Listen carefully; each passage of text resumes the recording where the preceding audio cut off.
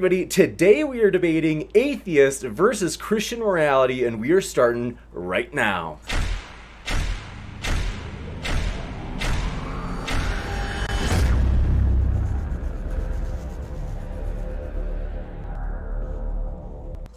Ladies and gentlemen, thrilled to have you here for another epic debate, as today we have two guests with us ready to get down on the mat and wrestle through the issues. It's going to be a fun one, folks. Want to let you know first, if it's your first time here, consider hitting that subscribe button, as this is the first of many more, well, it's not the first, it's like the 281st debate of many more debates to come. It's going to be a lot of fun. Whew. Guys, keep an eye out. I'm going to post an event soon in the next 24 hours for an epic debate on whether or not there are good reasons, or I should say good evidence, to believe that God exists. In the next 24 hours, that event will pop up as we are like on the verge of confirming an epic debate of grand proportions. So that's one that you don't want to miss. So that's one reason. Hit that old subscribe and little bell notification, and then you'll see Destiny versus Vosh is coming up next month. That'll be live and in person. If this is your, or I should say, if this is your first time here as well, if you have a question, fire it into the old live chat during the discussion, and then I will read those off, or at least as many as we can get to, during the Q&A session at the end. Want to let you know that both of our speakers are linked in the description. I've put their links for you, so that if you're like, I like that, I like what I'm hearing, well, you can hear more by clicking on those links below. With that, very excited. It's going to be a roughly like 5 to 10 minute opening statement, up to the debaters on how they want to use their 5 to 10 minutes. And following that, we're going to go into open conversation. So, gentlemen, very thrilled to have you here. I am trying to remember, who was it that said that they would like to go first? I don't know if we actually established that, to be honest with you. But either way, I don't mind. Gotcha. Sounds like CJ wants to go first. Thanks so much, CJ. First time here that we have CJ. And so, as I mentioned, folks, both of our guests are linked in the description. Thanks so much for being with us today, CJ. Yeah, and thank you very much for having me here. So, should I just to clarify, should I just jump right into the 10 minutes? That's right. I have got the timer set, and the floor is yours. Alrighty, fantastic, and thank you. And like you said there, my name is CJ Cox. I run the Synagogue YouTube channel, and I'm definitely very happy to be here. This will actually be the first time I've ever done any sort of a recorded debate with an atheist, so that'll be fun. And hopefully we'll have many more just like it. But let's go ahead and jump right in, because I don't want to waste too much of my time on formalities and things like that. So my position is essentially that, so, what we were here to discuss is, at least I believe, whether or not Christianity or atheism actually better justifies morality. It is my position that theism, not necessarily just Christianity, but theism is the only way to actually justify morality if we are to take an objective moral framework, and that anything other than objective morality is actually a morality that can't be said to properly exist. So let me go through all of the different points that I have here. There's essentially 3 points. First point, morality does indeed exist. I think we all know this as a result of our own personal moral experience. Even the sociopath is aware that something unfair is going on when he is, having something stolen from him or something along those lines. So I think our moral experience definitely proves to us that morality does exist. If morality exists, point number 2, it must be objective. Just to say one more time so everybody is clear, if morality exists, it must be objective. The reason I believe this is because if morality is subjective, then in reality, it's actually just a result of your own personal opinion, your own personal preference, and anything like a moral code or moral framework that means anything concrete doesn't actually exist in that regard. If morality is consequential, on the other hand, moral actions really don't have any value in and of themselves, but rather only their consequences have value. In other words, if the president of the United States was the only thing stopping us from being invaded by aliens or something along those lines, but it just so happened that he was a child rapist or something along those lines, the consequentialist would say that we actually need to keep him in power because we have to, make sure that we're having the greater good fulfilled and all that kind of stuff. Whereas I would say, from an objective standpoint, what we would have here is a moral wrong and something that is in need of a punishment of some kind. So point number 1, morality exists. Point number 2, if morality exists, it must be objective. Also, standards must be determined by an outside source. That is just the very nature of standards. You don't know if something is tall unless you are comparing it to some sort of a average that is outside of itself, right? Um, Third point, if morality is objective, God must be the source. Why must God be the source? Well, for one, the source of morality must be, excuse me, must be unchanging, as we were already establishing here. This is, if morality exists as something that is concrete, then morality would be objective, and objective by its very nature would be unchanging, would be an unchanging standard. And only something eternal could possibly be unchanging, something like God. If it's not unchanging, it's not a standard. It must be personal, rational, and intelligent, because only personal, rational, and intelligent beings understand law and morality. In other words, it doesn't really make any sense to tell a rock, thou shalt not murder. Nor does it even make any sense to tell something like an animal, like a cat, right, thou shalt not murder, or anything along those lines, because they don't understand it in the same way that we would. So you need to be intelligent in order to understand morality. You need to be intelligent in order to give morality. You need to have consciousness. You obviously need to be animated, and you need to be personal. Um, Furthermore, you have to be sentient, all that other stuff. Furthermore, it has to be outside of and greater than humanity. Outside of humanity, because as we were already talking about, a standard must be outside of humanity, and greater than humanity, because anything that is giving some sort of a law, of course, is going to be higher than the person that they are giving the law to. And also, whatever this is must be able to enforce said morality. The thing about morality is indeed a law. It is some sort of a decree. You should not murder is a decree, and decrees do, by their very nature, if they're going to mean anything, need enforcement. In other words, if the United States government were to say, for example, you can't commit treason against the United States, giving some of our different secrets to Russia or something along those lines, or exposing them. Look at Edward Snowden or any of the different examples you have there. That really would be a completely irrelevant law if there was no enforcement there. And of course, only personal, intelligent beings enforce any sort of a moral law, just like only personal and intelligent beings give any sort of a moral law. Some of the other examples that people will try to use to find something else that is objective, I tend to find very lacking for a lot of different reasons. One of the most common I find is consent or imposition of will. Um, First off, I would ask the question, what exactly makes consent or imposition of will wrong?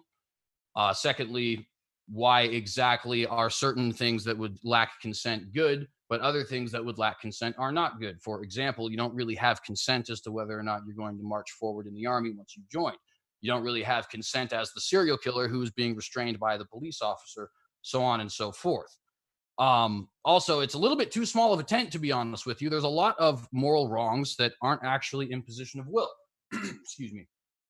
For example, you're not imposing your will on anybody else by telling a lie, nor are you imposing your will on anybody else by being greedy with your own money that you had made through legitimate means. But these are things that we would consider to be morally wrong, almost universally. People will say nature is another example of how we can get something objective. I don't mean to be rude, but I personally find this kind of hilarious. Um, all you have to do is look at what goes on in the animal kingdom to know that nature is an absolutely terrible way to figure out your morality. Lions, of course, murder the cubs of the lion who they just stole the pride from. Ducks actually will gang rape female ducks.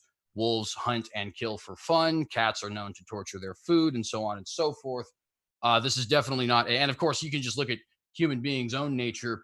I would argue we're certainly altruistic by nature, but there's definitely a lot of dark stuff in human nature. So if we were just slaves to our own nature, we certainly wouldn't get any good humanity there, or morality there, rather. Some people will say human flourishing. I would say why? I would say which humans, because the Nazi would argue that only the strongest possible humans can survive, only the Aryan humans can survive, and that being that we were stronger, being that we were taller, faster, smarter, all the kinds of things that they think they were going to accomplish, that as a result would make us greater, and we'd have greater human flourishing. Also, define flourishing. What exactly does flourishing mean? Flourishing is a subjective term. And why does it only matter that we are flourishing? What about dog flourishing? What about dolphin flourishing? What about evergreen flourishing? Right? And so on and so forth. If you have any sort of a reason why we're more valuable than the animal, than the tree, than anything else like that, other than straight up speciesism, which is basically I am a human being, therefore, then I think you'd have to go outside of just this idea of human flourishing to get that. Some people will say societal or cultural, by which I mean not what your society did, but this is what works. So it's sort of a pragmatic approach to morality. Um, I find this to be incredibly lacking because there are plenty of incredibly immoral societies that are immensely successful. As a matter of fact, the most successful societies have been very, very cruel to their fellow man. We, of course, have empires all littered all throughout human history, whether it's the Macedonians or the Persians or the Mongolians or etc., the Romans or etc., right?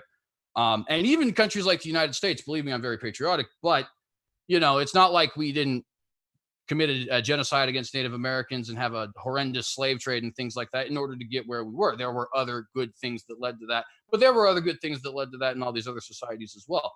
However, fact still remains, what works tends to actually not be very moral. It usually is quite ruthless and cruel. And other people will say, and this tends to not be anything academic, but a lot of the people on the internet level, on the lay level, will say things like pleasure or pain is the way that you determine human good. This is, of course, incredibly subjective. The kinds of things that would bring a serial killer pleasure, for example, are not going to be the kind of things that bring me pleasure, which are not going to be the kind of things that bring Mr. Jump here pleasure, which are not going to be the kind of things that bring so on and so forth pleasure. It's also, it kind of can lead you to some really weird paradoxical places if you actually think it through.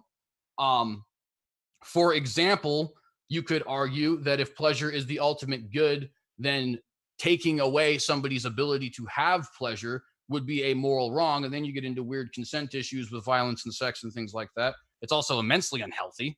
Let's be perfectly clear. The vast majority of things that are actually quite pleasurable are not healthy at all. I think we just have to take a look at Big Macs in order to prove that. And it's just definitively wrong. We know that many painful things like working out and childbirth are actually very good. And we also know that many pleasurable things like heroin and sadomasochism are very bad. So when you go through all the different things that people tend to present as a way to ground an objective morality outside of God, they're always very lacking in many different ways, and even in ways that I have not mentioned here today.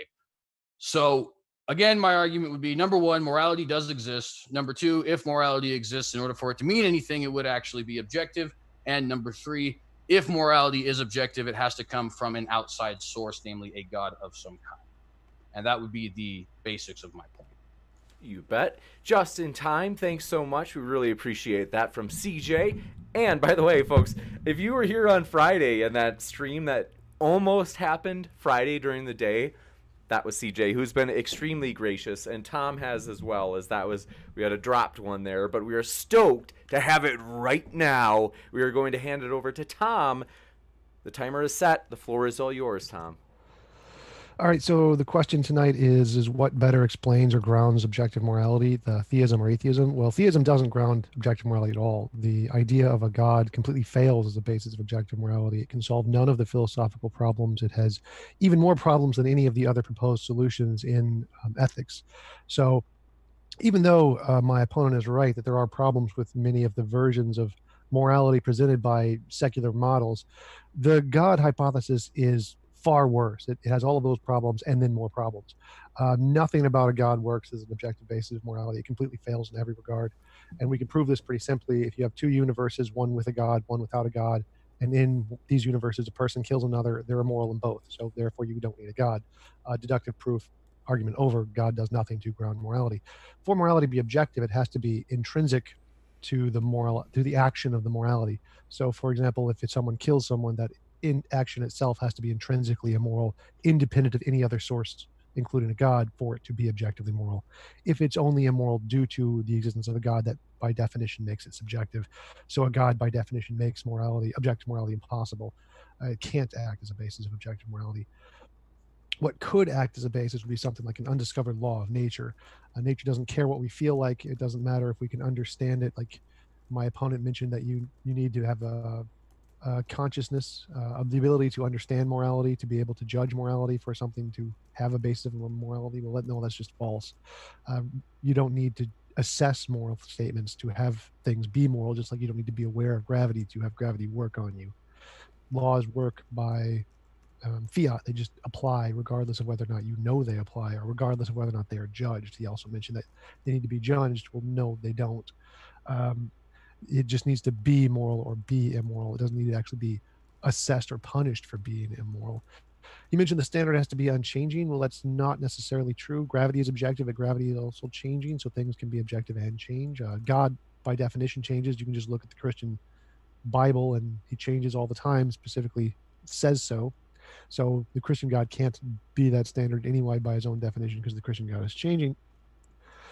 He mentioned that morality can't exist and be subjective. That makes absolutely no sense at all.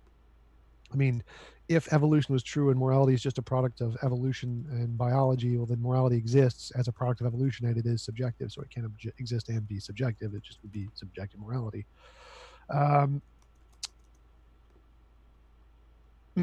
He's mentioned that only beings can enforce laws. Well, that's false. I mean, we have examples like Hinduism, where you have karma, and if you do immoral things, then you're punished by being reincarnated as a lower being, essentially. He also said lying is immoral. No, lying is not immoral. You can say, are the Jews in the basement? No, they are not. I just lied. Is that immoral? No. Is greed immoral? No, greed is not immoral. Neither of those things are immoral. So I don't know what his point was there. I mean, lots of people can be greedy for lots of things. It doesn't make them immoral. He mentioned that we can't use nature as a ground for morality because nature is horribly immoral, like how lions kill their cubs. Well, the Christian God drowned millions of babies, so by that own argument, the Christian God definitely can't be a basis of objective morality, because he's killed more than any other human ever by his own admission, and done lots of other immoral things, like forcing us to be here without our consent, creating a hell that we didn't have a choice in, not giving us a veto option. There's all kinds of things. The Christian God definitely cannot be a basis of objective morality by any standard ever. So by the topic of tonight's debate, the Christian God or theism cannot ever be a grounds of objective morality. It by definition invalidates objective morality. For something to be objectively immoral, you need it to be assessed independent of any other third party. It has to be, if you kill somebody, that's immoral because the action of killing is itself intrinsically immoral, regardless of a third party. Any addition of a third party like that, by definition, makes it subjective to that third party, invalidating the entire point of the debate, objective morality. So the only real contenders for objective morality are secular models, such as utilitarianism, consequentialism, other kinds of models like my model of morality versus just the best of all possible worlds. Those kinds of abstract things apply independent of people, and they don't require a third party. They're just measurement assessments. And those can qualify as objective means of morality, or an undiscovered law of nature or something like that. God definitely cannot. And that's where I will conclude. Gotcha. Thank you very much, TJump. We will now go into the open discussion part. So if you have any questions, as mentioned, feel free to fire them into the live chat. It'll make it easier for me to see them if you tag me with an @ModernDayDebate. And also, if you want, Super Chat is an option. If you do Super Chat, it will put your question at the top of the list for the Q&A, and it also allows you to make a statement regardless of how provocative that might be. We even read Stephen Steen's. So, with that, gentlemen, the floor is yours. Thanks so much. All right, so you, excuse me, you mentioned what essentially can be boiled down to the God's arbitrary argument, which is that God, by his very nature, if he's the one giving the morality, would be subjective, right? Because in other words, the morality is contingent upon his own decisions. But doesn't that assume a non-eternal and changing being? No. Why not? If you have two universes, one universe with the God and one universe without, and someone kills someone else in both universes, they're both equally wrong. Well, how do you know that, though? You've never been to a It's second obvious. universe. It's just intuitively obvious. Like I grant that your first statement that we understand objective morality is real due to our intuitions. We can intuitively look at these two universes and say, well, it's still wrong to kill somebody in the second universe with no God. I mean, if your position requires you to say, well, oh, no, it's not wrong to kill people in the second universe, well, because there's no God in it. So, I mean, your position is obviously intuitively wrong. Well, I think there's a few things that they're kind of different category areas here. First off, God would certainly not be within the confines of his own universe. But secondly, and much more importantly, you can do thought experiments to your own detriment sometimes. I think, for example, we could argue, well, what if the theory of gravity made it to where all planets had to be triangles? Well, yeah, what if? But that's not something that is within the confines of reason. In other words, if this universe required a God to create it, by definition, you couldn't have a second universe without a God. That's begging the question. It's irrelevant to the analogy. So the analogy is just an objective deductive argument. You don't get to refute it. It's like you have a universe with a God, universe without a God. You don't get to modify it. A person kills another person in each universe. But both are immoral. You don't get to try to impose your God on the other universe. You don't get to modify the analogy. It's an objective analogy. It's clearly, there's no logical contradiction in it. If there was, then you could object to it. But since there's not, you don't get to object to it. I'm sorry, can you repeat that last part one more time? There's no logical contradiction in it. And if there was, then you could object to it. Like if I said there's a square circle in a second universe, well, then you could say, well, that universe probably can't exist because it has a square circle in it.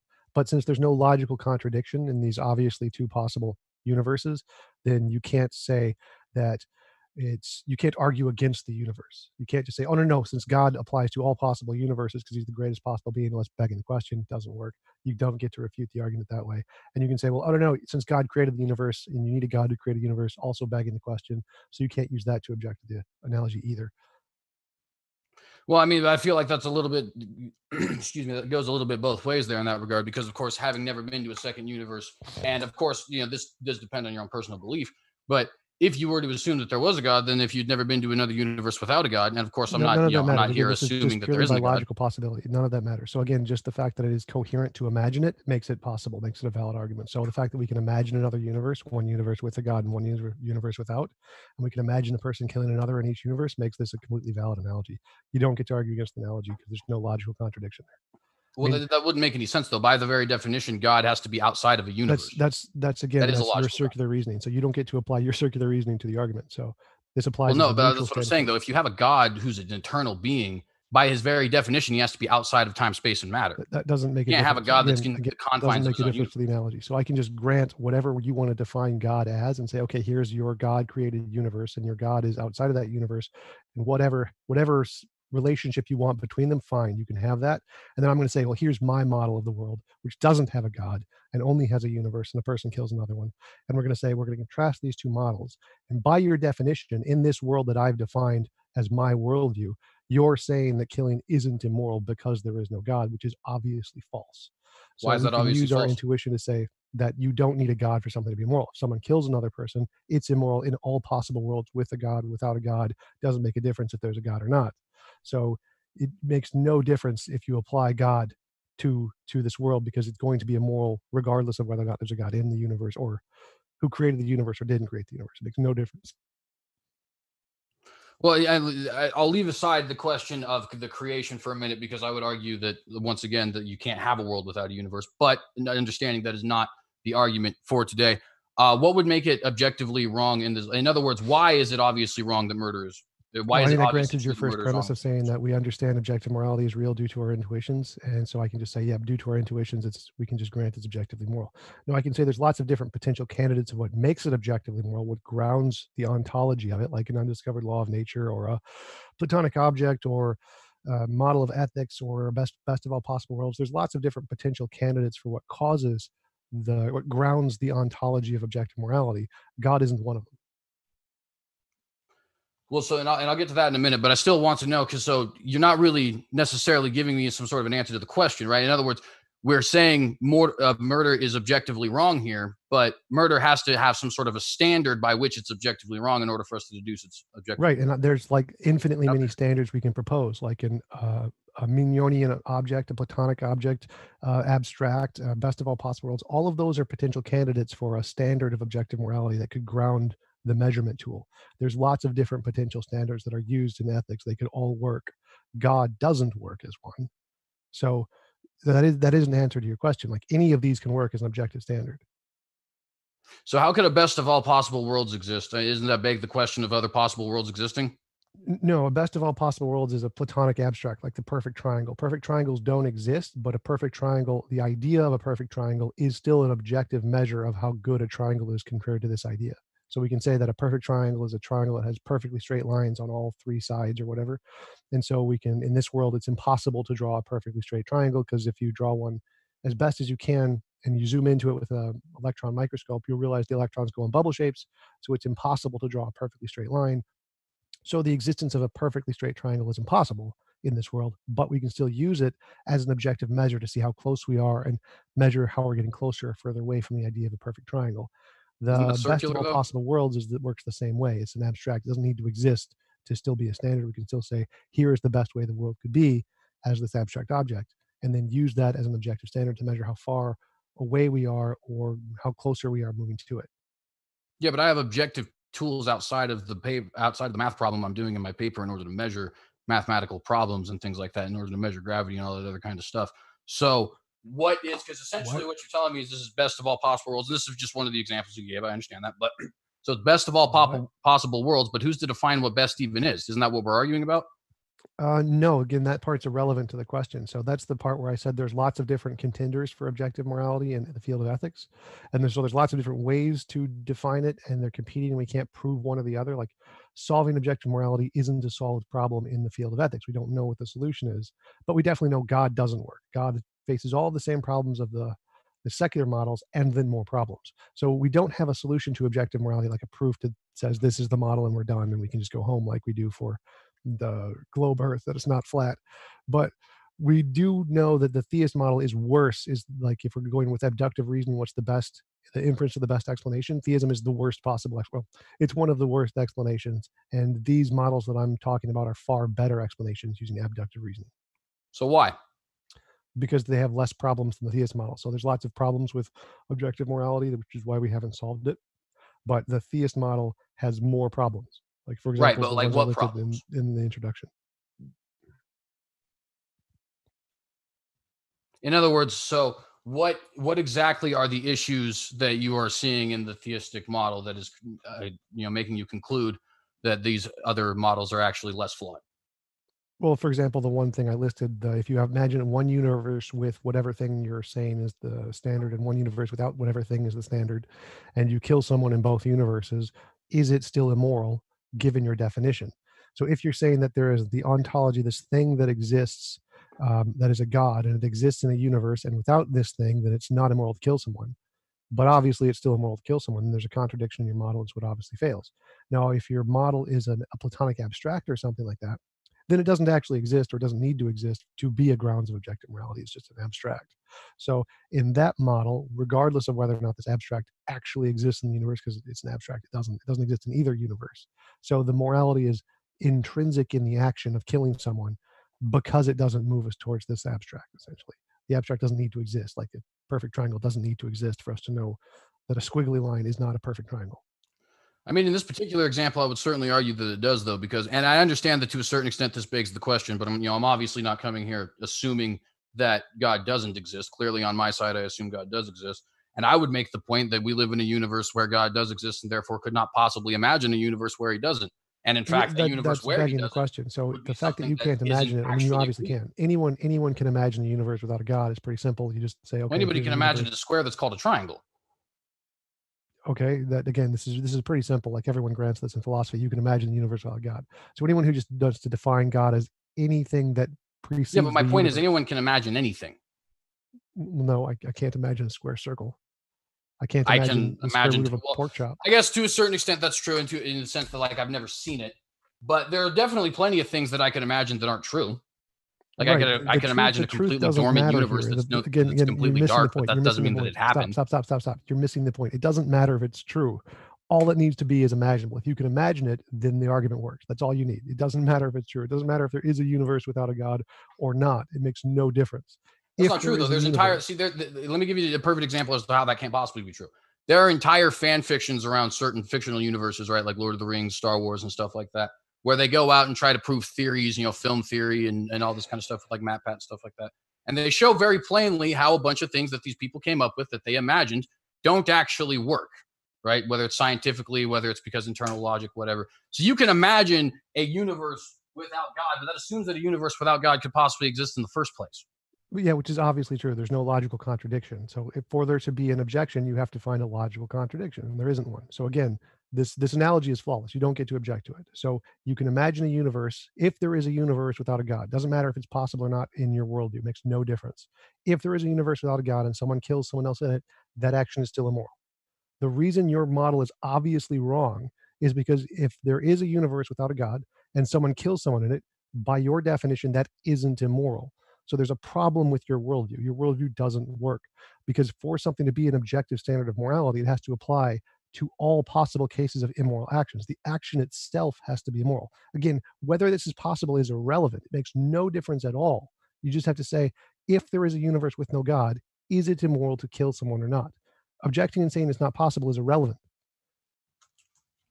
Well, I certainly would argue that it is relevant, but even continuing with the fact, the reason I would argue that it is relevant is because if you live in a universe where you are conceptualizing morals, right, in the way that we obviously are, right, then you live in a universe that by its very definition has morals. So any universe you are going to conclude exists will end up having morals, and it will end up having all the other different things that we actually have. For example, you can't imagine a world without logic. You can't imagine a world without reason. You can imagine some sorts of things that we have here. Like, for example, you said you can't imagine square circles and stuff like that, but you can't imagine worlds without consciousness, all that other kind of stuff. So it's not like absolutely everything is missing, but there are definitely worlds you can imagine that you can't imagine that are missing certain things, but that doesn't necessarily matter because those worlds don't exist. Those are ifs. They're what ifs. Again, this is irrelevant. You're not understanding the point. It doesn't matter if it exists. It makes no difference. It does Perfect matter if triangles it don't exists, exist. They don't need to exist. There's no perfect triangle anywhere in existence ever, but I can still use the idea of a perfect triangle to try and draw a perfect triangle to get as close as possible. Saying that, oh, well, perfect triangles don't exist does not affect the argument. So I can say, so just think about, this is like what your argument is. So I'm saying that we can use the idea of a perfect triangle to try and get as close as possible in our world. And you're saying, but perfect triangles don't exist. Have that objective. No, stop.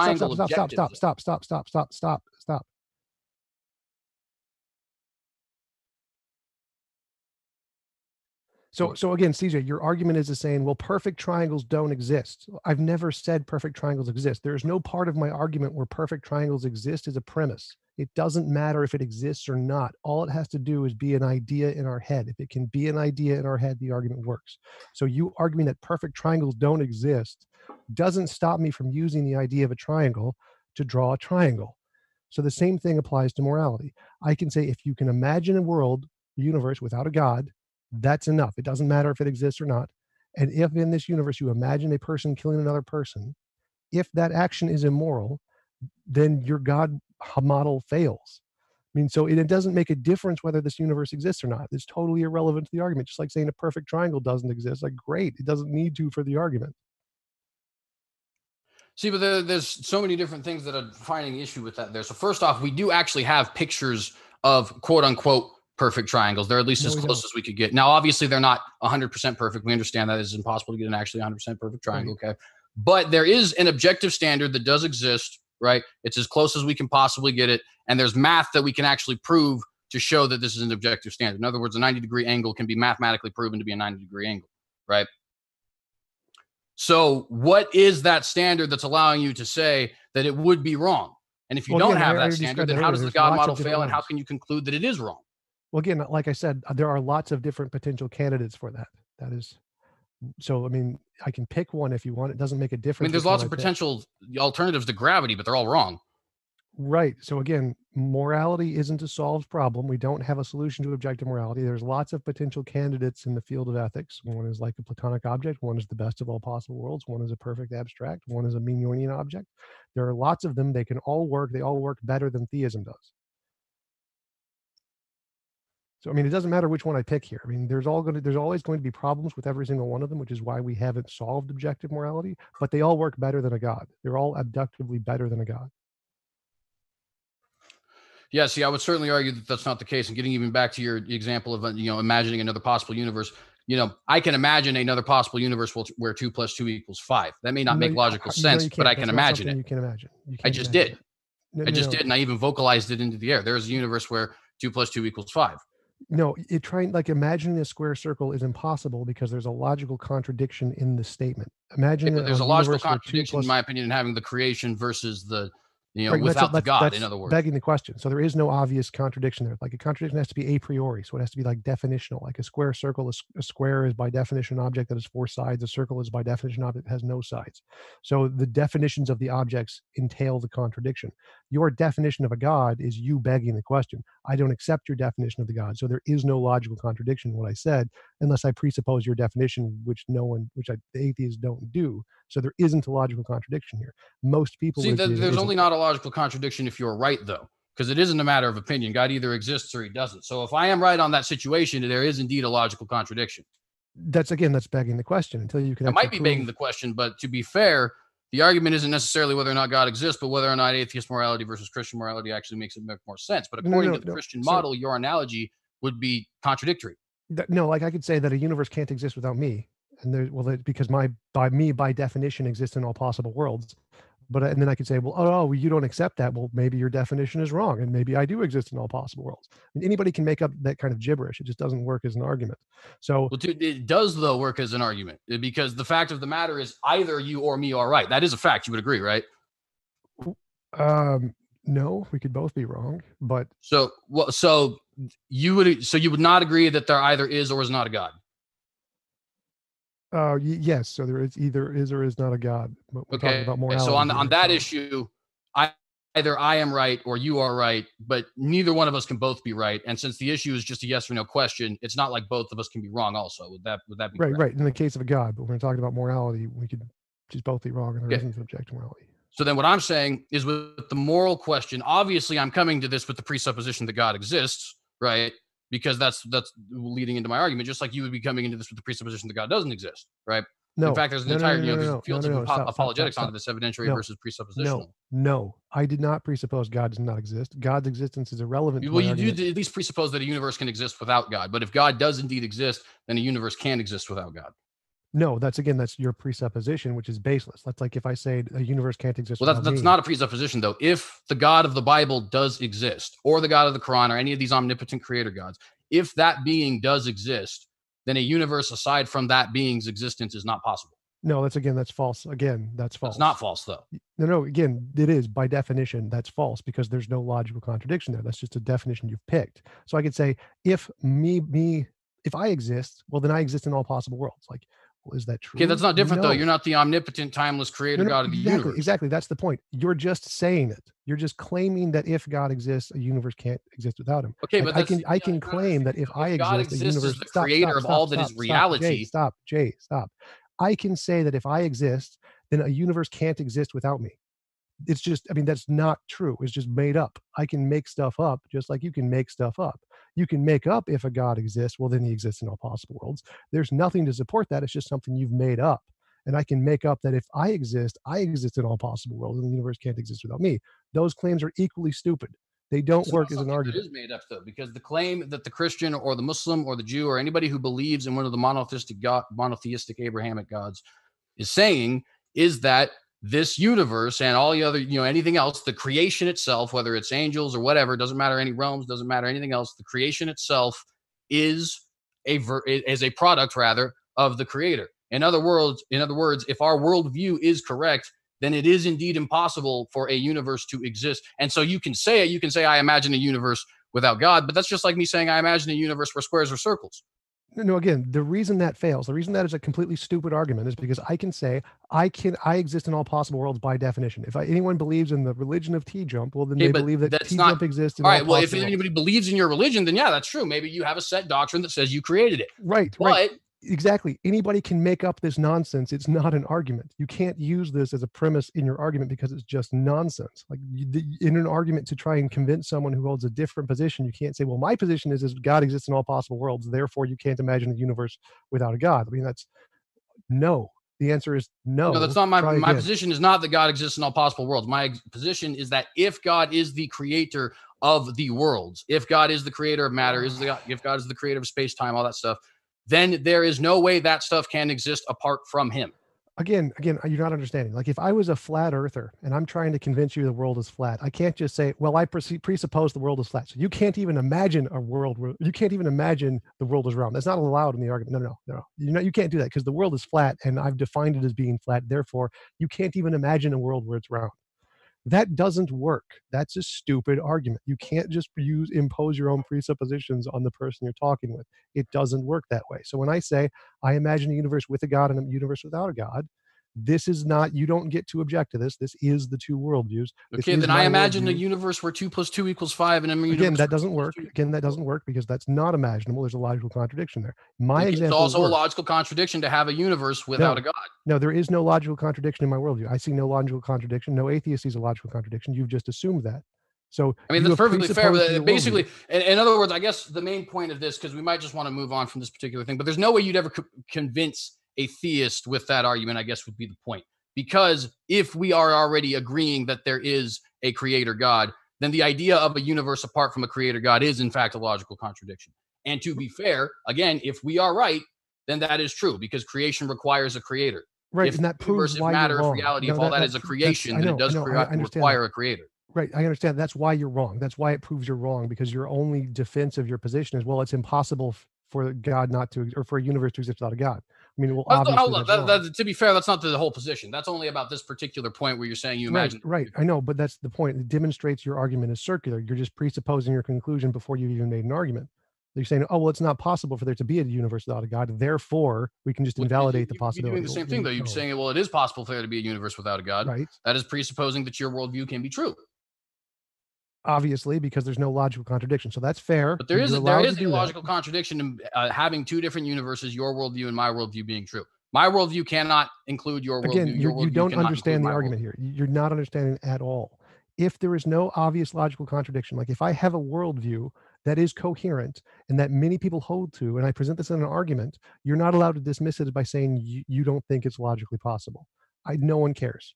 So the fact that you have presupposed your worldview is the only possibility is what means that your argument is circular and it doesn't work. You aren't allowed to consider alternatives. You're just saying this is the way it must be. I'm right.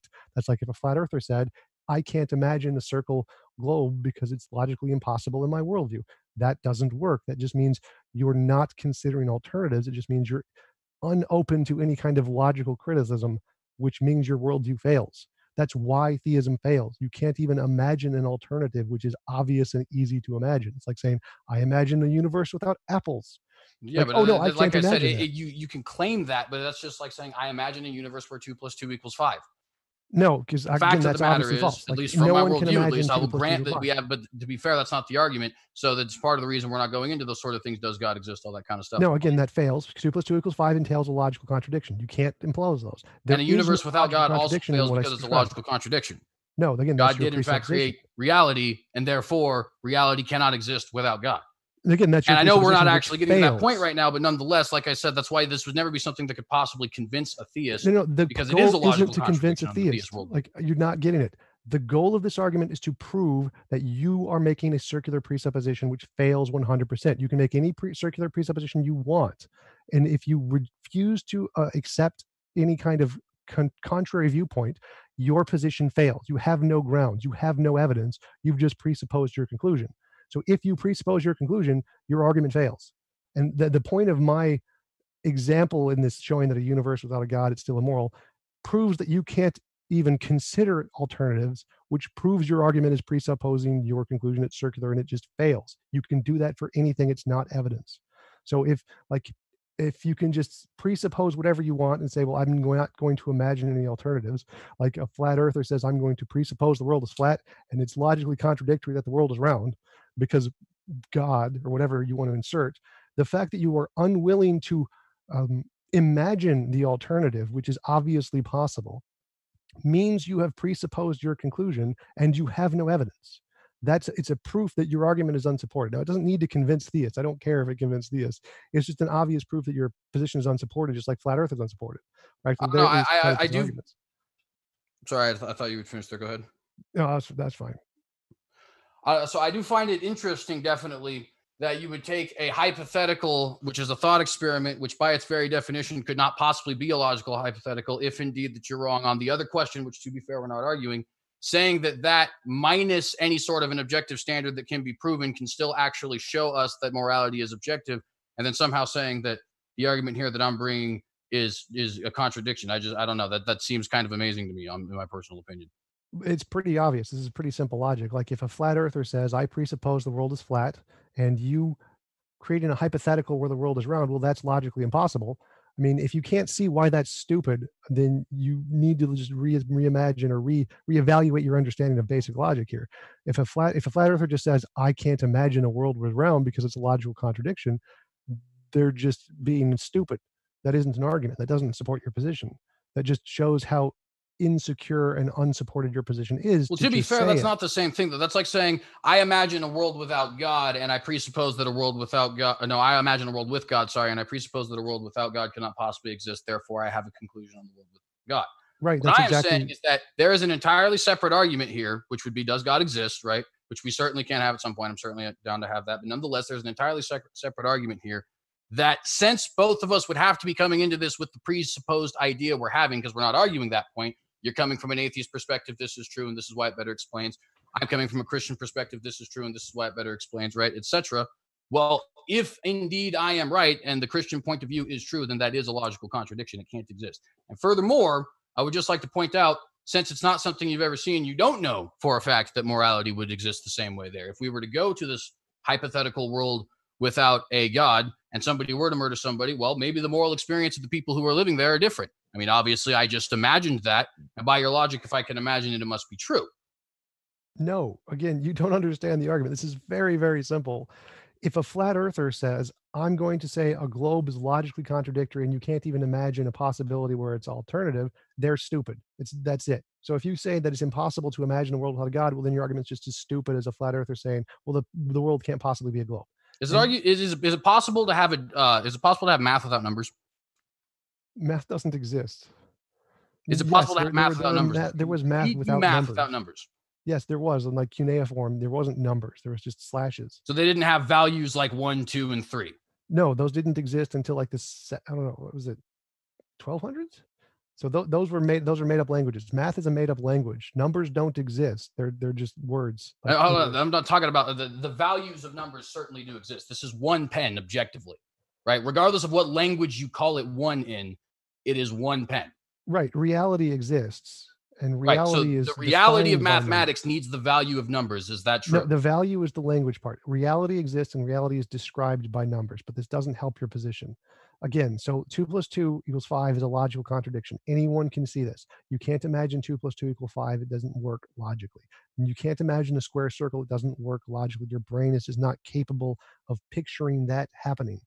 Picturing a world without a universe is easy, or picturing a world without a God is easy. Anyone can do that. It's just like picturing a world without Bob, easy, or without apples, easy. There is no logical contradiction there unless you impose one by making up a secondary definition. Well, at any rate, I don't think that this particular point is actually going to go anywhere. So I do want to kind of move on a little bit. And like I said, if that's something that we want to come back to at a later date, we certainly can. But I think, considering the fact that we're definitely going to have to be coming at this with our own presuppositions anyways. Well, no, there's no the nature of the argument. Again, so this has nothing to do with my worldview. You can imagine this just as like written on a sheet of paper. There's no presuppositions, no worldview in my argument at all. It takes nothing. It just takes a basic understanding of logic. By the theist worldview, in meaning, if you don't have the theist worldview, you have a separate worldview. You can make that, right? By the theist worldview, creation can, and actually, not even by the theist worldview. To be fair, creation can't exist without creator. Period. That's not a worldview thing. That's just a matter of fact. But if reality is indeed a creation, then it can't exist without a creator. Right. So again, there is no argument here. So the point is, there's no worldview. So that a creator is required for creation. No. I'm talking about my position. My position does not entail a worldview. There is no worldview in my position. It's just basic logical fact. If you have it's not just a basic logical fact, though, because if you haven't proven that there isn't indeed a creation, right? Then it's not just a basic logical fact that it's not a creation. The reason I like this argument is because it shows how stupid your argument is. That's why I like bringing this up, because it just demonstrates how dumb your argument is. So I can say there is this thing called God and there's this thing called the universe, A and B, and logically, if A and B have separate properties, then they are not the same thing, because A = A, law of identity. So you have two things, the universe and a God. Take away the God, you get rid of A. You have B left, you have a universe without a God. Poof, done. Simple logical possibility. Okay, but it's not a simple logical possibility, because what I'm saying is, so it would be like the same as you need A plus B to equal C, or somehow A = B or something like that. Therefore, if you were to take away the A, you would not have the B, right? If A equals B, then if you take away, or if A plus B = C, then you won't have C unless let me rephrase that. If A plus B equals C, that's not a logical contradiction. Is where they're all entailed in the same thing. So you can't say, like, if you have A and B, like 2 and 2, you're 2 + 2 = 5 or whatever. If you take away anything in 2 + 2 = 4, you don't get 4. It's not an option. You don't have to add in this other presupposition. It's just by definition. So that kind of presupposition doesn't work. Yours is just completely ad hoc. Like I can just say I exist in all possible worlds, okay? Or I can say a flat earther just says, well, no, only the only possibility is the world is flat. Now, maybe they're right. Maybe that it's logically impossible that the world is round, but it's clearly logically possible to imagine it, just like it's clearly logically possible to imagine a universe, imagine a God, get rid of the God, you're done. This is simple. So the reason I like this point is because it just shows how incoherent the theist position is. It's like, oh, no, we have to presuppose that that's impossible. No, there's a God in the universe, and oh, no, you can't have one without the other. That silly ad hoc presupposition just does nothing. We can easily disprove theist morality just by saying universe without a God, guy kills a guy. In my worldview, that's immoral. In your worldview, it's not. Clearly, your worldview is wrong. Well, and again, I think we're just gonna have to move on that because this is quickly just becoming an argument as to whether or not you can have a universe without God, rather than anything about morality. Right. I mean, that's the point. Yeah. Well, I mean, that could be the point, but it's not actually a good point because I mean, here's the thing, right? And I don't want to get like preachy because this isn't anything like a sermon, but God does exist. Now, like I said, if you want to have that debate, we can definitely have that debate. But what I'm saying in my position is God does exist definitively as a matter of objective fact. And if he does exist as a matter of objective fact, and if this universe is his creation and matter and time and reality and all that kind of stuff is his creation as a matter of objective fact, then those things cannot exist apart from him, as a matter of objective fact. Now, again, if we want to get into the debate about whether or not God exists, that is a different topic. We can talk at that particular time. However, if we've not made any point there to try and prove that a universe even can exist apart from God, then yes, I am concluding that a universe apart from God is a logical contradiction. Again, so the way we began the argument was you asked, why is the secular alternatives to objective morality, why are they objectively better explanations than the God hypothesis? And the proof of that is that with the God hypothesis, if you have these two universes, in this second universe, the killing the guy in the universe without a God isn't immoral in your worldview. So this proves that your model is inferior abductively to the other models. It doesn't matter. I can just grant, let's just say we're both theists talking in heaven and where God's like right next to us. We can just grant God is real. My argument still works. It still shows that objective morality, when tried to ground in a God, is still subjective. It still doesn't work for this reason of this argument. The point, so it doesn't matter if God is real. It doesn't matter if God created the universe. It doesn't matter if a universe without a God is logically impossible. The fact that this analogy proves is that morality is contingent on a God, making it by definition subjective. So it doesn't matter. The existence question, the ontology here is irrelevant. It's purely just a valid structure of the argument kind of a question. The fact that you need a God to exist or killing to be wrong makes your morality faulty. I don't need that. My morality can work without a God. It doesn't need this third contingent character to describe morality. So my view of morality is objectively better because it's not subjective on this third character. Well, and so that essentially what that ends up being, and people have brought this up before, they call it the God's arbitrary argument, at least in some of the circles that I've seen. I don't know if you've ever heard it called that or not. But essentially the idea that they have usually brought up is something along the lines of, well, if God decided that murder was legal tomorrow, then would it be legal or would it be moral rather? And to a certain extent, that's a little bit the same here in the sense that you're saying that, well, it becomes subjective because now it's just contingent on this outside third party rather than the humanities. There are two things I would actually humanity. Sorry, that doesn't make any sense. Rather than human beings. There are two things I would actually say in response to that. Number one, the God's arbitrary, in my opinion, is not an argument. It's just a simple statement of fact. From human perspective, it is subjective based off of God's will. Now, I would argue that God is an eternal and unchanging being. But the only reason that we believe that morals exist is because it has been ingrained in our nature by God being made in the image of God that morals exist. I definitely think that is true. The reason I would argue that that's not arbitrary in reality, even though it may appear to be arbitrary and may appear to be just based off of the subjective standard from our perspective, is that God is unchanging by his very nature. In other words, God didn't, wake up one day and decide, well, murder is wrong, right? The whole, the Euthyphro dilemma where they say, did God say that it was good because it was good, or is God good and therefore things are good because he said it? The answer really is yes. Things are good because God said it, and also God is inherently good. It is within God's nature to be good. It is within God's nature to not take the life of the unrighteous and etc. Therefore, in his creation, that is the morality that we get portrayed here. So it's not an arbitrary. Wait. That wasn't my argument. So that has nothing to do with my argument at all. That's the Euthyphro dilemma. So my argument is that if there is no God in the universe, then killing a person isn't wrong in your worldview by your definition. If that is the case, then morality is subjective. It is contingent on your God. It doesn't matter if God exists. It doesn't matter if It's not God's objective. subjective, It doesn't though, matter 'cause if he's God's eternal and unchanging. Therefore, he is an eternal and unchanging standard. That doesn't help your argument. It doesn't matter if God is unchanging. I can grant God exists. I can grant God is objective. And it's still the case that if killing a person in a universe without a God isn't immoral in your worldview, then that means that the morality is contingent on your God. So it's subjective. Doesn't matter if God's unchanging. Doesn't matter if God exists. Doesn't matter if it's possible for a universe to exist without a God. It's still the morality is contingent on your God, making it subjective. So it doesn't work. It fails as a model of objective morality because there can be the killing isn't inherently wrong in and of itself. It's the God that makes the wrongness and the rightness. Okay, but killing is inherently wrong in and of itself. But it's only wrong inherently in and of itself because we exist in a universe where God exists. That's part of the reason why I ask about the standard. If you're going to replace the objective standard, you just contradicted yourself. You said morality or killing is inherently wrong, and then you said killing is not inherently wrong because it has this other contingent factor. I said killing is inherently wrong because we exist in a universe. That's a contradiction. That's a contradiction. So it can't be inherent. Inherent means there is no third party. So inherent means it's just an intrinsic part of the thing. So if killing isn't intrinsically wrong, that means God is irrelevant to the question. You can't say because. Because is a contradiction with the inherently. Inherently means there is no because, it's just a part of the thing.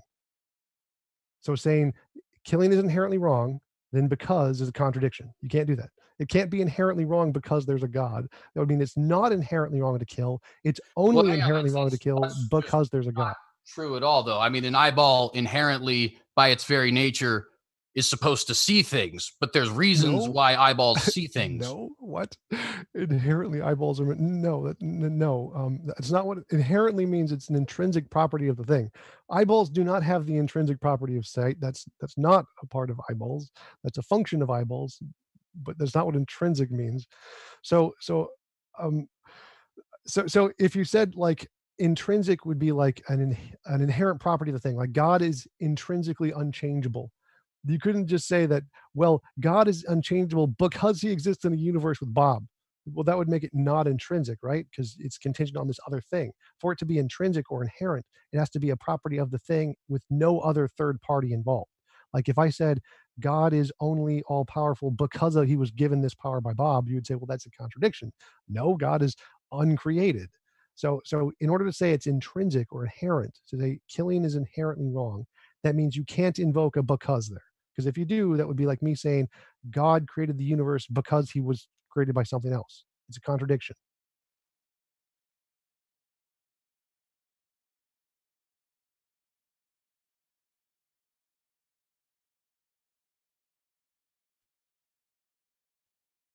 Yeah, I'm ready for the okay. Q&A. All right. Well, so I guess I got thrown off my train of thought there a little bit. Would you repeat the last part there of the argument, please, Mr. Jump? Right. So if you say something is inherently wrong, or like if killing is inherently immoral, that would be like saying God is inherently all powerful.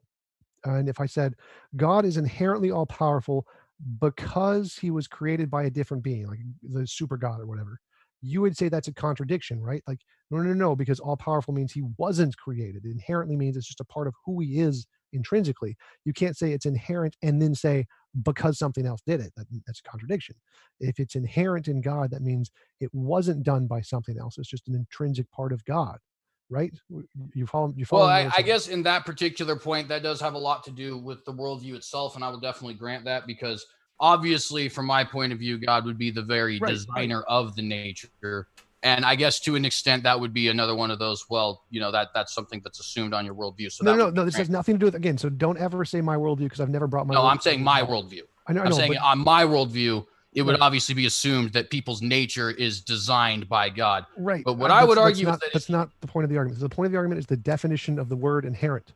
The definition of the word inherent means it's a part of the thing fundamentally. So it is inherent that God is all powerful in your worldview.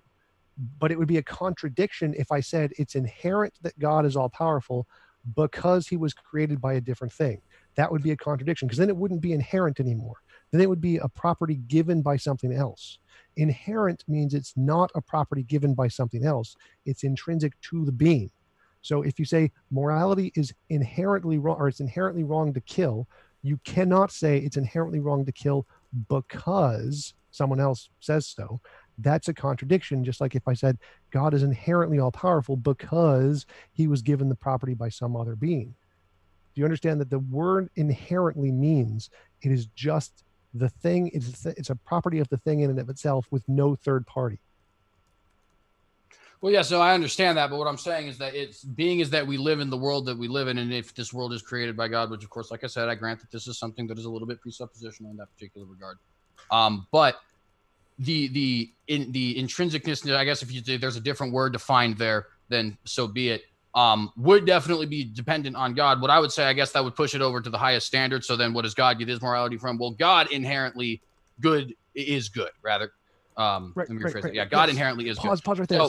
So in other words, the objective morality would exist, but I guess by what you got it, let's you got just it let him right finish there. his thought.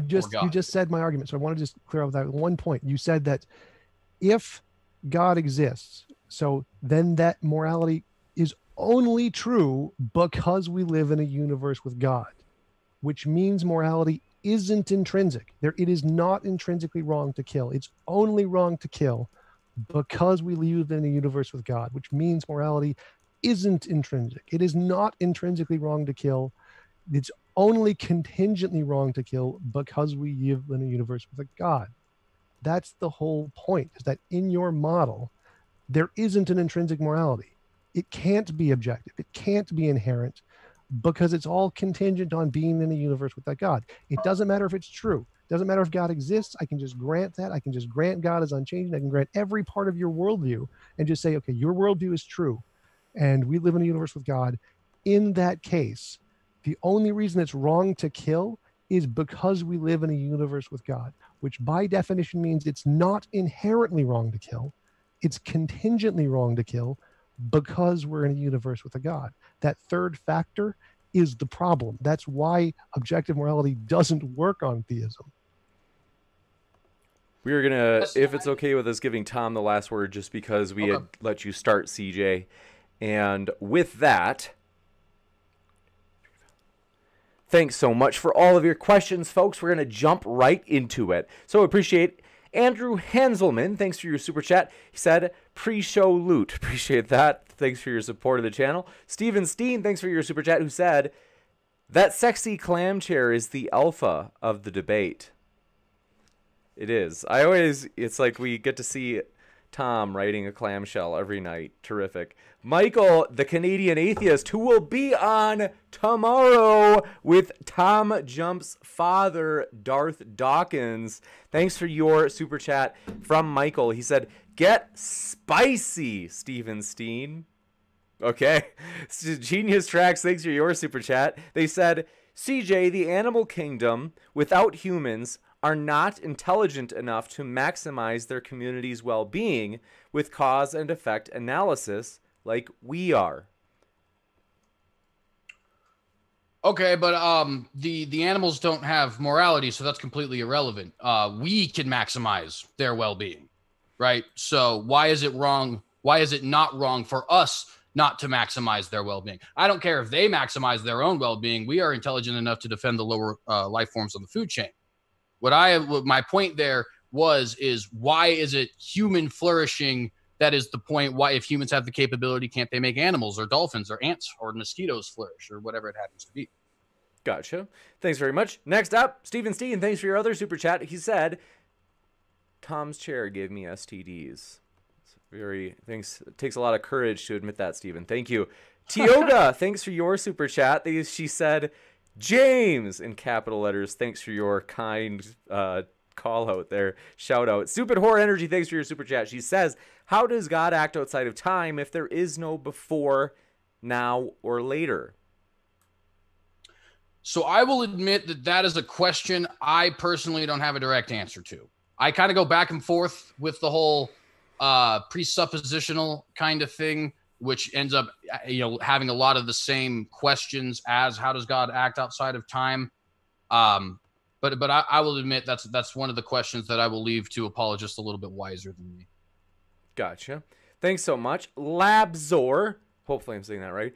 Thanks for your super chat. They said, if we grant the axiom of both sides, that God exists for the theist and intuition for the atheist, how is the Christian side more illogical? I think that's a question for you, Tom. What was the question? What was the question? They asked, if we grant the axiom of both sides, that God exists for the theist and intuition exists for the atheist, how is the Christian side more illogical? I'm not sure I understand the question, because in both of our worldviews, the way we know about morality is because of our intuition. So it's not saying that that our intuition is the same as the God. That's the intuition exists in both. The reason the theistic model is less plausible than the atheist models is because it makes morality contingent on the God. If killing someone in the universe without a God isn't wrong because there's no God in it, then your worldview is wrong. It's just obviously wrong. Like killing someone in any universe with or without a God is always going to be wrong because it's intrinsic. It's inherent to the action of killing. So if it's only wrong because there's a God, well, then there's a problem with the view of morality, and so it doesn't work. That's why the theistic model is wrong, is because it's contingent on this other thing that doesn't need to be there for any reason. Gotcha. Stupid Whore Energy, thanks for your super chat. She said, God is unchanging, and yet animal sacrifices and slavery are no longer legal or morally permissible. I think that's for you, CJ. Well, so there is a few things with that. God never changed, first off, in regards to the animal sacrifice. If you have a proper understanding of the Bible, the animal sacrifice, first off, is something that it's only supposed to be existing in time. But second off, and much more importantly, is actually a type for the Jewish people to be pointing towards the sacrifice of the Lamb, namely the Messiah Jesus. So it's more of a teaching mechanism for humans that only exists in time rather than something akin to an actual change.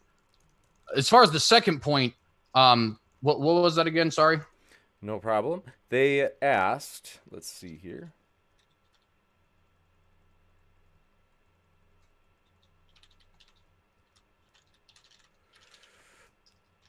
She said, God is unchanging, yet animal sacrifices and slavery are no longer morally permissible.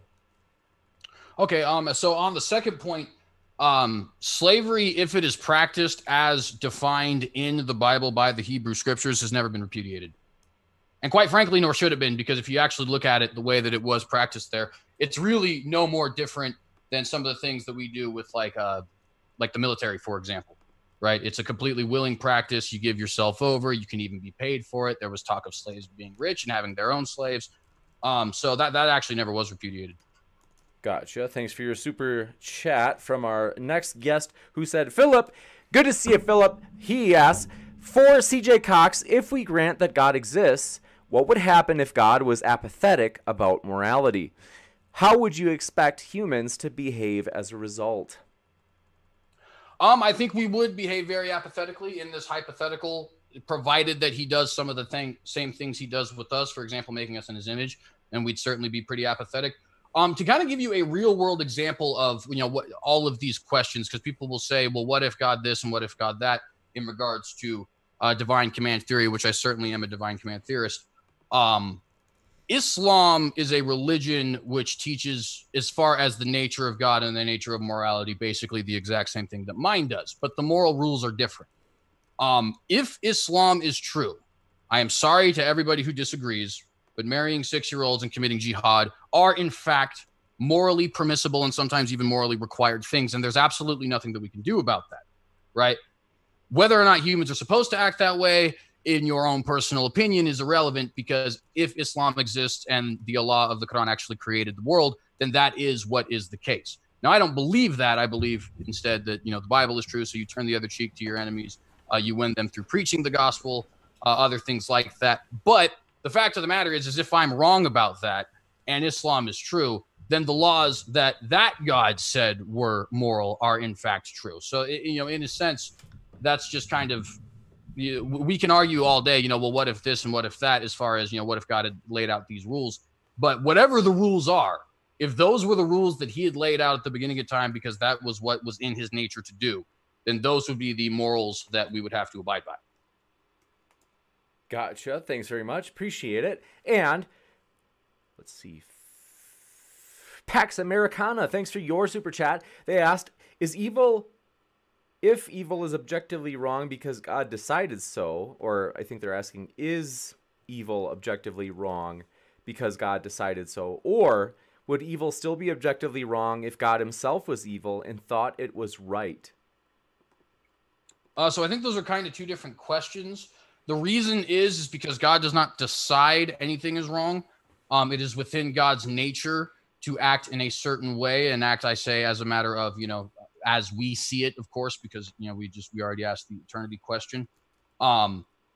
In other words, God did not, like I said, Frank Turek often says God didn't just wake up one day and say, oh, well, you know what? Murder is wrong.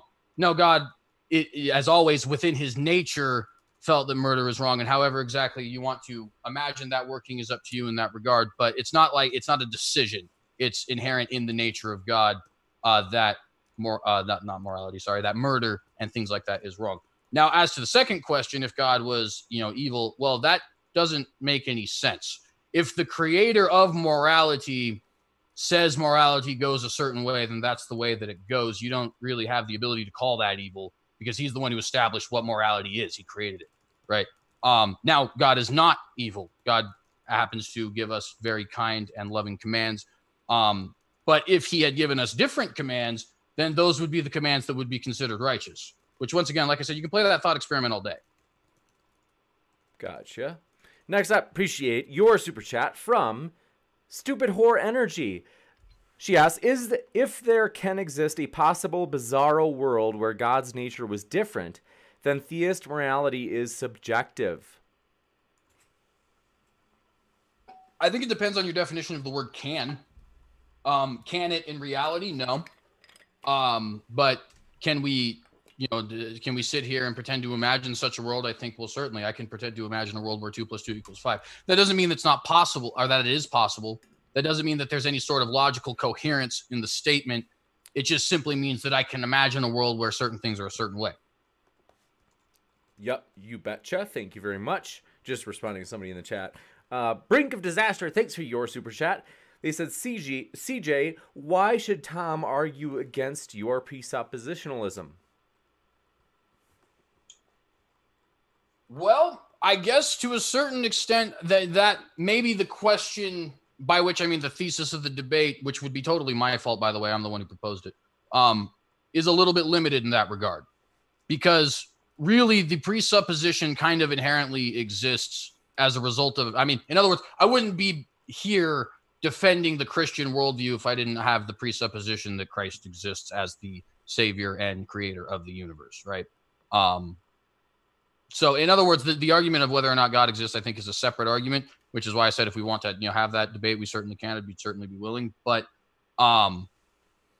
assuming that argument is at least questionable, I don't think a universe without a God can exist, and therefore that would end up begging that other question, at least in my opinion. Gotcha. Thanks so much. Philip, thanks for your other super chat. Let's see. Yes. They said, for TJump, I've heard you say that preventing imposition of will is what human morality will converge to. But do you think it is more wrong to impose on two people's will than one person's will?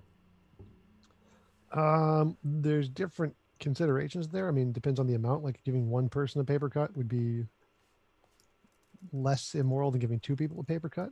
But killing one person would be more immoral than giving two people a paper cut, because the amounts of will that you're imposing, like you've imposed upon that one person who you've killed their entire will, you just destroyed it. Whereas opposed to just giving two people paper cuts, that wouldn't be, you haven't imposed on their will to the same degree that you've imposed on the one person's will who you killed. So it would kind of depend on the level of the impositions. Gotcha. Thank you very much. Next up, appreciate your super chat, Jay Shy. He asks, if morality is not objective, then there is no absolute standard, and you shouldn't force people to an objective standard, or you are a moral realist. I am a moral realist. Gotcha. He's a proud moral realist. Look at him there. Okay, next up, Appreciate your super chat. From Nathan Artwork, asked, CJ, do you have tangible evidence for God's existence? If not, be honest and accept defeat. How do you like them apples, CJ? So I believe I do. For example, I believe that there is, and I'd have to, list through them, so I can't really give the evidences with them. That's, of course, an entire argument in of itself, but I believe the fine-tuning argument is solid evidence for God. I believe I believe it's pronounced kalam, cosmological argument is good evidence for God. I believe there is incredibly solid evidence for God from prophecy, as in prophecy in the Bible, which would be even specific, right? In other words, that's not evidence for a general theistic or deistic God, but actually evidence for my God in particular. I think there's good evidence to believe the resurrection. I think morality is good evidence to believe God exists. I think reason is good evidence to believe God exists, and so on and so forth. So I guess to a certain extent, evidence is in the eyes of the beholder.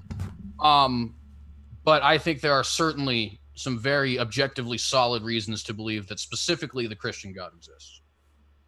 Gotcha. Thank you very much. Next up, I think we can get to some of the standard questions as well. They and them in all caps. Thanks for your question. They just asked, or I should say, this is actually earlier in the debate, just for context. They said, is it possible that organized religion is man's corruption of true faith?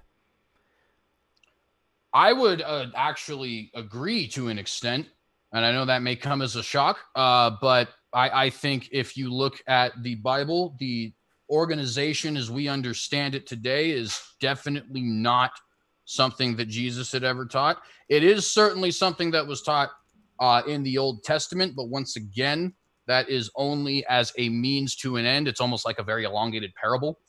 But very clearly, anybody who met the qualifications of an overseer, which, husband of one wife, somebody who's not quick to quarrel, things like that, they could be a pastor, and you didn't have to get some dogmatic decree from a pope or sign a membership card or anything like that. In fact, that's precisely what got Jesus killed, is that he didn't fit the status quo. So I would actually completely agree with that point. And if you want to add anything to TJump, I wonder if that might have been for you also. What was the question? They asked, is it possible that organized religion is man's corruption of true faith?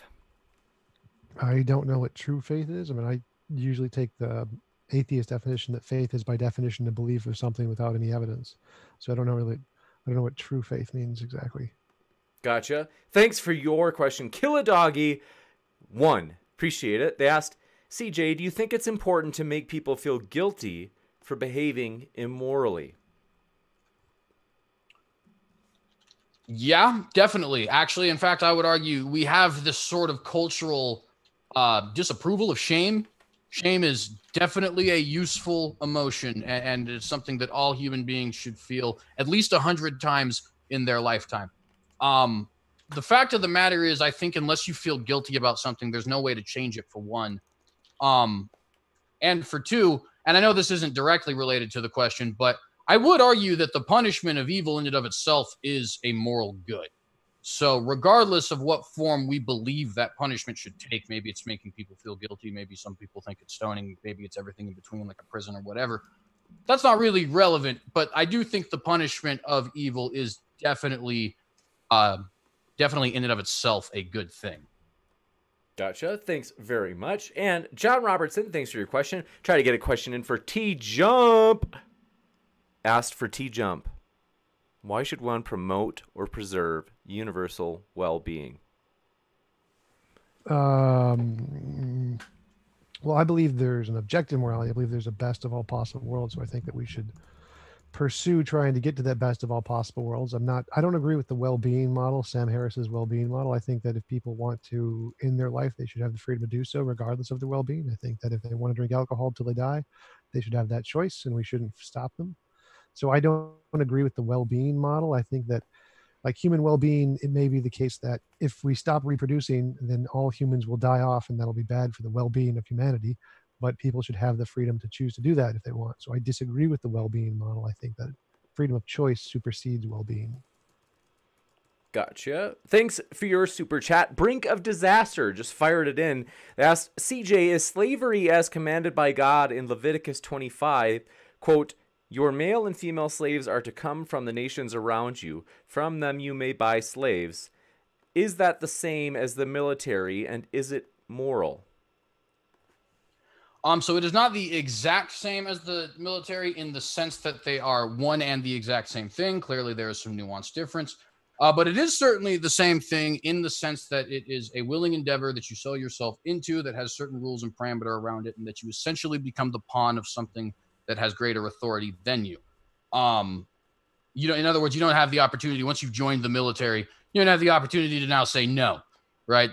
Some militaries actually used to even kill you for such a thing, which I'm not necessarily saying I agree with, but the point being, right, that's not something that you don't all of a sudden have the right to start disobeying orders and things like that once you join the military. And for those of you who would say, well, what about certain situations like prisoners of war? Well, there is the draft, so it's not like the military is always a willing endeavor either.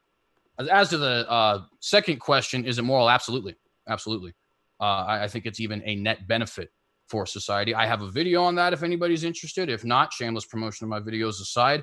Basically, it is a very good way to ensure that people who are incredibly poor, as long as you have the right rules around it, right, making sure that you're not going after certain folk in a way that is abusive or anything like that, is a way to make sure that people who are incredibly poor to the point of where they literally cannot provide for themselves actually do have a way to be provided for.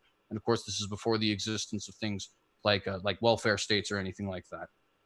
Gotcha. Thanks so much. Appreciate it. And with that, I want to say thanks so much, everybody. It's always a pleasure. I honestly appreciate your guys' words of encouragement so much. You have no idea when I see people in the live chat saying encouraging things about the channel or the speakers or me, and just I'm like super lifted up. I'm uplifted by that. So really appreciate all your kindness, and I could not agree more. I have to tell you, CJ and Tom, if you hadn't seen the live chat, people are really enjoying this. This has been a really good debate. People have just been giving a ton of positive feedback. So want to let everybody know, just a quick reminder, both of these guys are linked in the description. I put those links conveniently down just right down there for your convenience. So want to say thanks so much, CJ and Tom. Really appreciate you guys being with us tonight.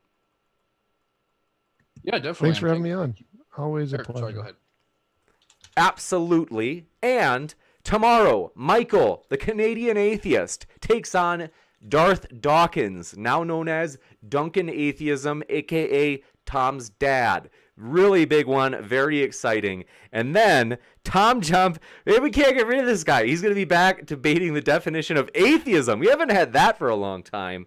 That's going to be with Benjamin Blake Speed. That's going to be a lot of fun. Then we have a triple threat on Thursday. No joke. Communism. We have a communist. It's the first time we found a communist.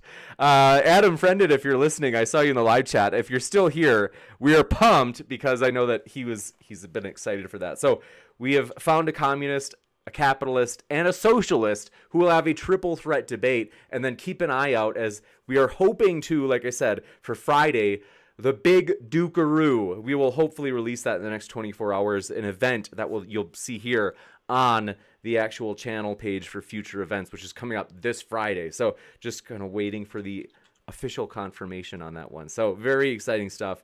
Thanks for being here with us, everybody. Keep sifting out the reasonable from the unreasonable. Take care.